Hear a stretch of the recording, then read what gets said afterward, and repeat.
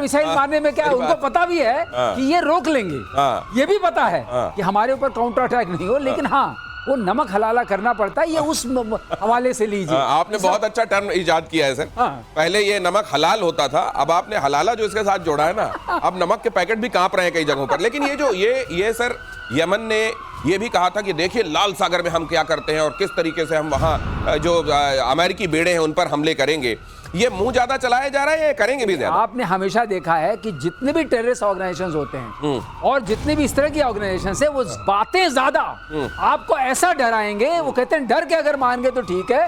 वो आपने देखा नहीं, अगर आप पास आए तो मैं आपको घूसा मार दूंगा। घूसा मारने की ताकत नहीं है, विचार है। ये वो हिसाब किताब है। यमन में कौन है? हूथी बैठे हैं। हाँ भाई, ये हूथी मार रहे हैं। हूथी जब मिसाइल इसराइल पे मारेंगे तो सऊदी की जमीन के ऊपर जाएगा।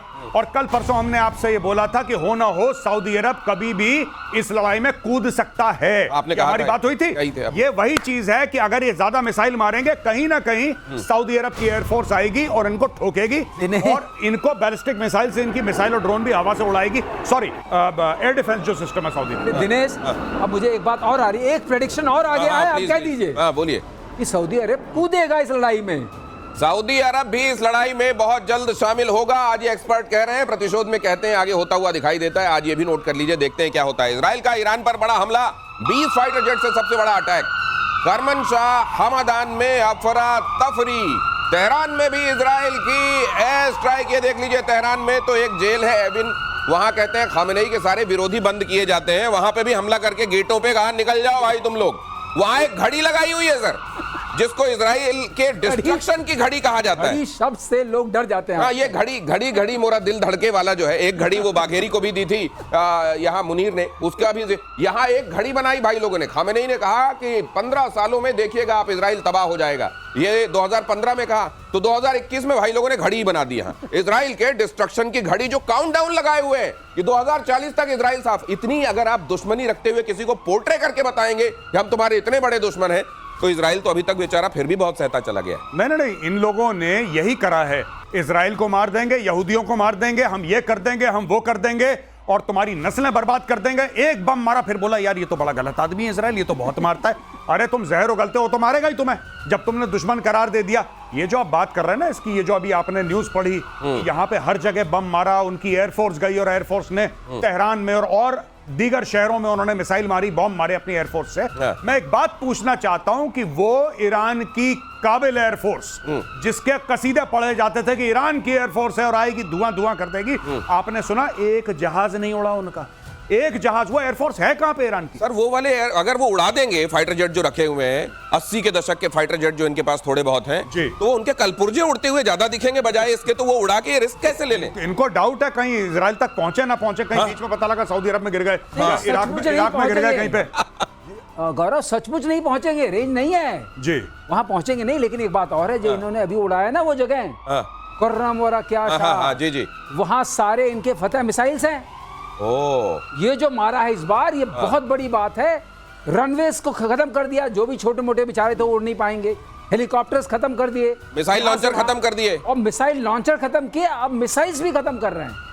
अगर मिसाइल्स खत्म हो गई, इनके पास उस रेंज की मिसाइल्स उड़ी है ना, उसमें से बाकी गंवा दी।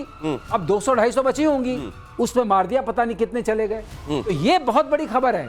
ये जो मारा है, इजराइल क्या कर रहा है, चुन चुन के इनके जो भी फैंग्स हैं, हम बोलते हैं ना जो फैंग्स हैं, उसको कट कर रहा है एक के बाद एक। जहर के सारे दांतों को तोड़ा जा रहा है। और ये चुन चुन कैसे, तो मेरे को धर्मेंद्र पाजी भी थोड़ी देर के लिए याद आ गए। ईरान के 6 एयरपोर्ट पर इजरायली हमला, ईरान के 15 फाइटर जेट तबाह, ईरान के F-14, F-5 फाइटर प्लेन्स को भारी नुकसान, बैलिस्टिक मिसाइल का इंजन बनाने वाली फैक्ट्री पर बमबारी।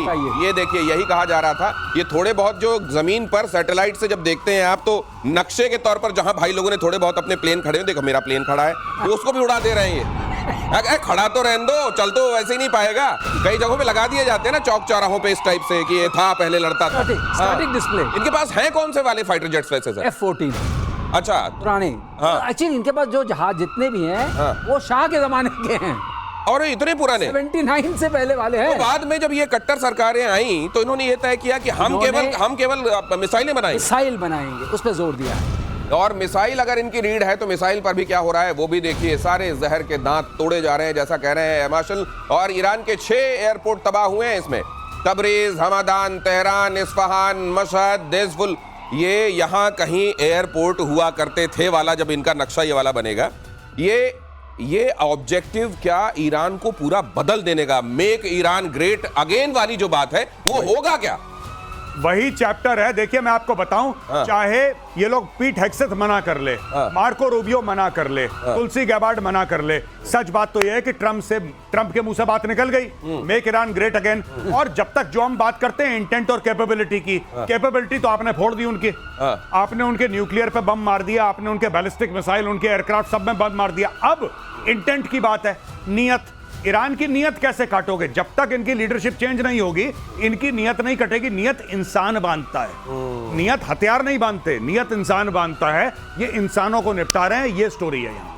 ये और ये जो कह रहे हैं कि ट्रंप के मुंह से निकल गया, हो सकता है अभी उसका टाइम नहीं रहा हो, लेकिन वो आके बोल गए मेक ईरान ग्रेट अगेन। और ग्रेट अगेन मतलब उनकी निगाहों से ग्रेट तो कैसा होगा समझ लीजिए। इजराइल का ईरान पर मिसाइल से हमला, इजरायली डिफेंस सिस्टम ने उड़ाई मिसाइल, ये देखिए जरा। लेकिन इसके बीच में एक बात मैं और करना चाहता हूं, अगर वाकई इन्होंने उनकी न्यूक्लियर फैसिलिटीज को वाकई तबाही कर दिया, इनके जो बॉम्बर आए थे अमेरिका के, तो इजराइल फिर से फोर्डो पे हमला क्यों कर रहा है? आज फिर हमला किया है फोर्डो पे।